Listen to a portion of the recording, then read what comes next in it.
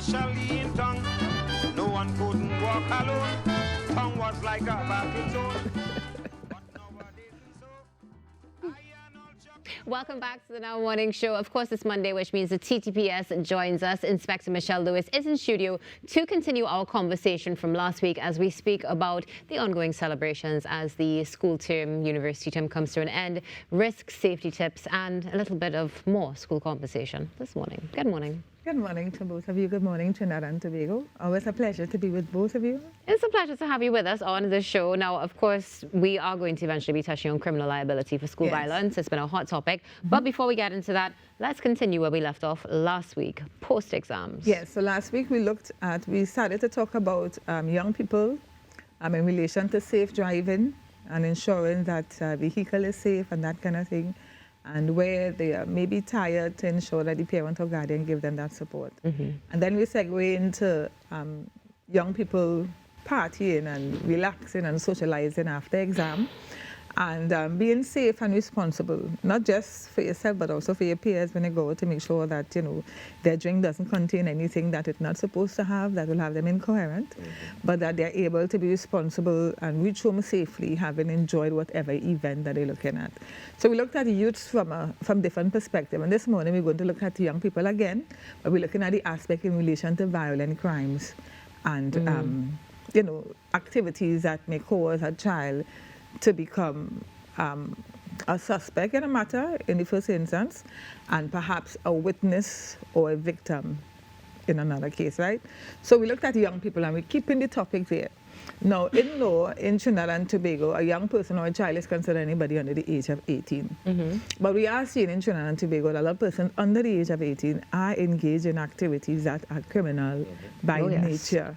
And sometimes it is looked as if it is just a child acting out or misbehaving and that kind of thing. But when you look at the ingredients in relation to offenses, you look at the ingredients to the offenses and you see that what the child did is actually a criminal offense. Now, many years ago, I think somewhere in 2015, we started the Children's Court in Trinidad and Tobago, which really gave the platform in relation to charging children and having a particular type of court prepared for children who may be before the court, children who are in need of care and supervision and that kind of thing. So that has been around for a while in terms of giving the adequate support for children, right? However, so the court has that available and it has a council and all of that. And there you have the Children's Authority and you have the Child Protection Unit in the TTPS. So that where children, for example, counseling and that other aspect in relation to a child that is misbehaving is not working, to put simply, and a child has to go before a court, then the child goes before the court. So, as you mentioned, the child going before the court, of course, there's this continued conversation of the child's developmental stage and whether or not they can be liable. But, I mean, to be fair, we do see some crimes of a severity that can be attributed to an adult. How do you ascertain what charges are laid, if at all? All right, so in Trinidad and Tobago, in our law, once a child is 8 years and over, there's a term called duly encompassed, which means that the child is capable of committing a crime or capable of evil, right? That's what it really means. But duly encompassed? Yeah. Encompass. It's a Latin, yeah. But it really means that at that age and above, 9, 10, 11, that the child is mentally capable of committing a criminal offense. Okay. Right? Mentally liable for a criminal offense. And so if you're liable, because when you look at the offenses, you look at the mens rea and the act, you look at the mentality to do it and the act to carry it out, right? Okay. So once those ingredients are there, depending on the offense and the offense is committed, then a child, which is anybody under the age of 8, 18, but over 8 and over, can be charged with criminal offense. Now, there are several different types of criminal offenses. There are criminal offenses in relation to beating. So 2 persons can be charged, for fighting. Okay. 2 persons can be charged for fighting. For example, 2 children in school fight if it is that the evidence is released that the both of them are culpable, then the both of them can be charged. If it is that the other one was the aggressor and inflicted pain and injury to another child, then that person can be charged for assault with beating, assault occasioning a wound, of course, assault occasioning bodily harm and that kind of thing. If it, graduates to something else, attempted murder, or anything else, right? And just as I speak on that, last week we also talked about young persons driving at the age of 17. So that a child can also, if you have a license and you're on the road and your level of judgment and responsibility was not like that, then there's also vehicular manslaughter, right? So regardless of the offense, once you have passed the age of 8, you can be charged for a criminal offense in Trinidad and Tobago. The law provides for it. Yeah. Inspector, I have to ask though, is it common for the police to get involved in things like school fights, like you would have mentioned earlier? You said that if 2 children are fighting, be it in school or outside of school, is there a difference when the TTPS gets involved? If it's outside the school, they get involved, but if it's inside, they don't, or does it not matter? It really does not matter. It really matters that the report comes to the police. Okay. So there are some instances in every school there are what they call school safety officer. In most cases, it's persons who are retired from some arm of the protective service, fire, police, regiment, and that kind of thing, right?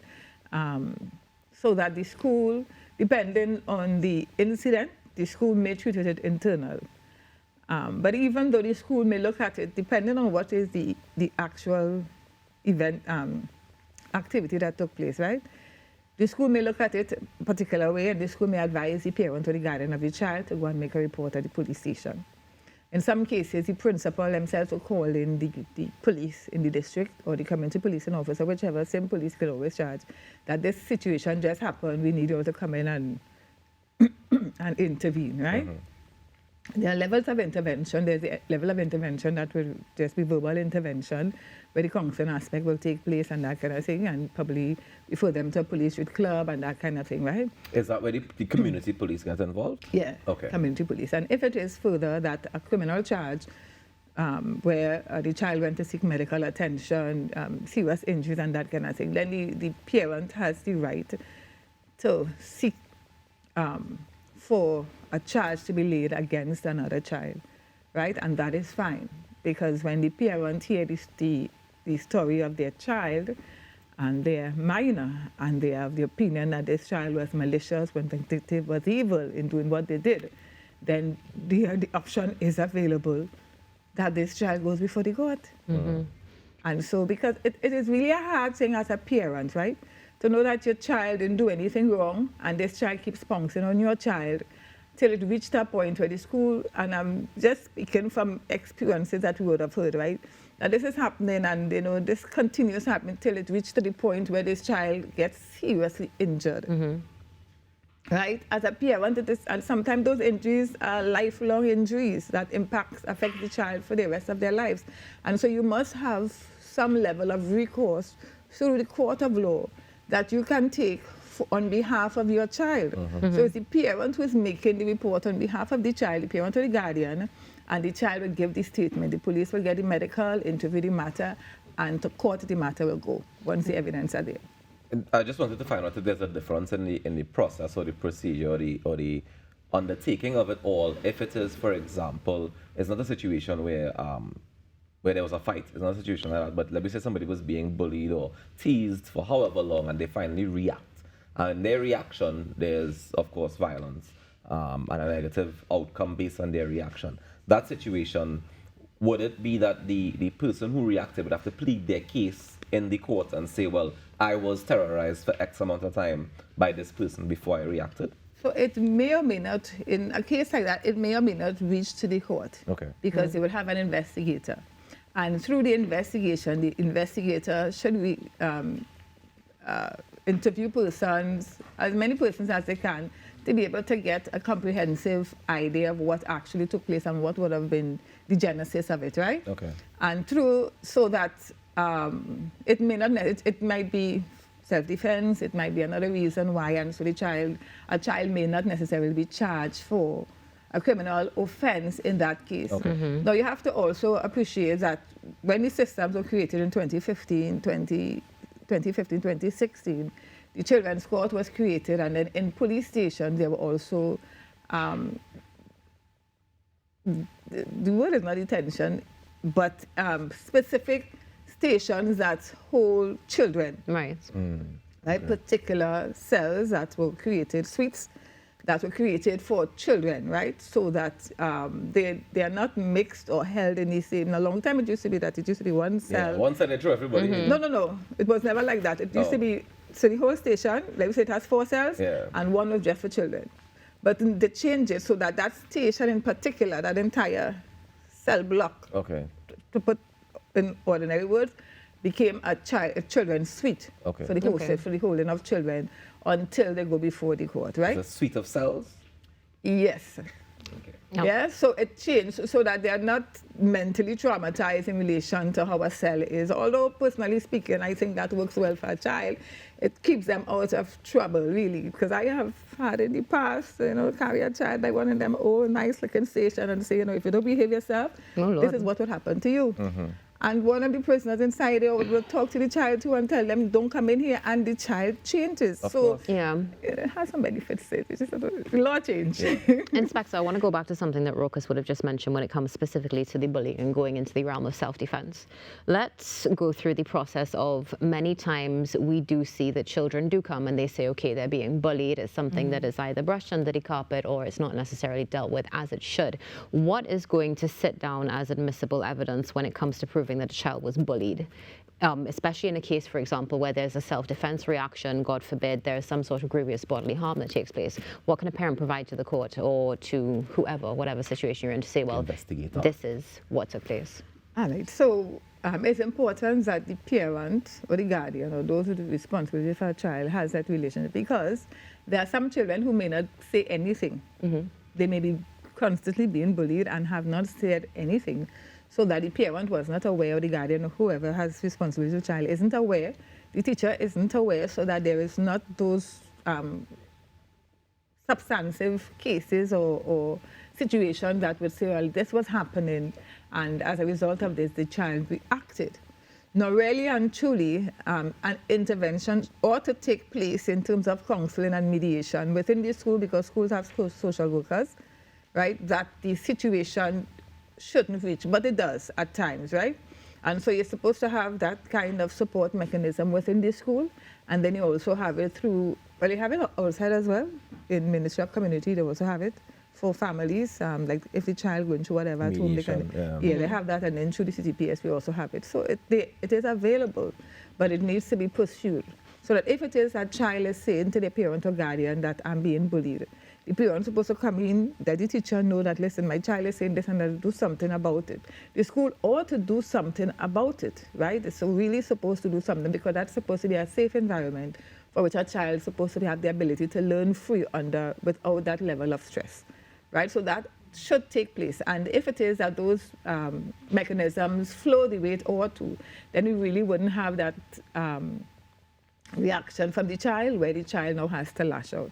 Right, so the school, the principal, and they really have to, that is really for them to treat with, because the child really supposed to be feeling very comfortable to learn. And I think sometimes it may be a bit much for the principals themselves to manage, and that's where the assistants from the community police, the TTPS, and all the other hands that come on deck to play a role in helping out the society in general. So, now, Inspector?